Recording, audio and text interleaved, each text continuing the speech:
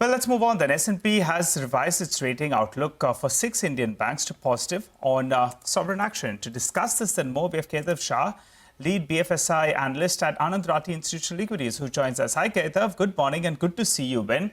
Let's get a couple of basic details first out of the way. What kind of credit growth are you factoring in the coming year? That's FY25, and which segments do you expect to outperform? We are actually expecting a slightly higher credit growth than what perhaps Street is estimating. We think it could be anywhere between 14 to 15%.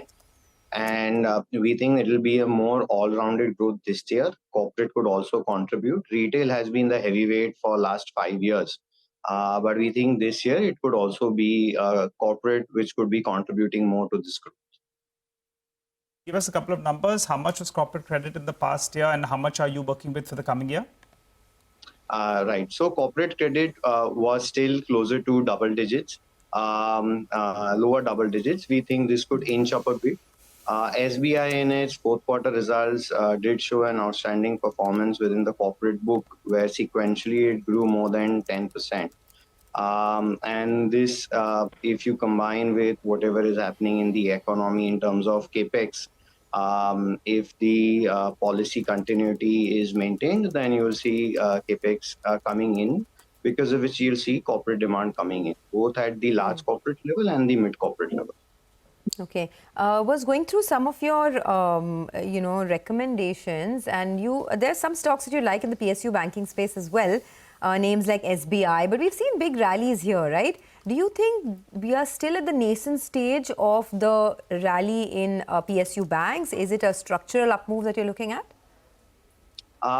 In terms of catalysts, it's easier to define near-term catalysts. There are still a few of them that are lurking around, including the bond market inclusion. Are they at the peak levels? No, in the past, within the cycle of 2005-8, between 2012 to 14, they have traded at higher valuations, and specifically talking about SBI. So I would still call it mid-stage, not nascent stage, but not at peak stage. Okay, so mid-stage of the upcycle. So there's still more to go is what you're saying, correct? There is a possibility, yes, depending on how the earnings pan out, of course. Okay. Got it. Can you tell us, are you seeing any pockets of challenges or stress either in Tier 2, Tier 3 or in rural that could perhaps have an impact on these banks? So we actually have a contra view on the rural markets. I think there is enough and more being said about stress in the rural markets. Whatever channel checks we've done as an institutional research house, as a team, I think we haven't seen that kind of stress, number one. Number two, what we essentially think is that if you look at the manifesto of the current government, and if they do come back, you will probably see rural incomes being an area of focus. If these two combine, and in fourth quarter commentary, a lot of FMCG stock companies did attribute to some green shoots in the rural markets. I think if you combine all three, there could see some amount of positivity in the next 3 to 6 months. All right. I also wanted your view on credit cost. That's been a bright spot, right, in the last 12, 18 months or so. The problem is now the streak is getting a little bit cautious on the base effect, and maybe the best news is already in the price. How do you see credit costs panning out going ahead? Credit cost is always quite cyclical. I think it's not a driver of valuations for me per se. We generally look at the operating profit, pre-provisioning operating profit.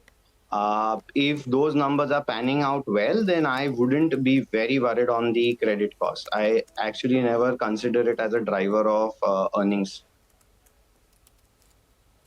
So if my top line in terms of credit growth is still intact, if you expect that the NIM has bottomed out for some of the banks and can improve, then it could still drive a re-rating of these stocks. Okay, got it. You also like Karnataka Bank and City Union Bank, right? Two of the smaller banks. Can you tell us what kind of an upside do you see there and what are the triggers?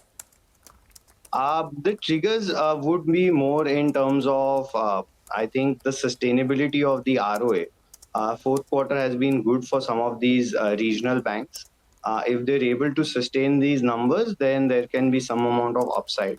I think catch-up play would be the right word for some of these candidates. Okay, well, thanks a lot for that. Appreciate your time here on CNBC TV 18.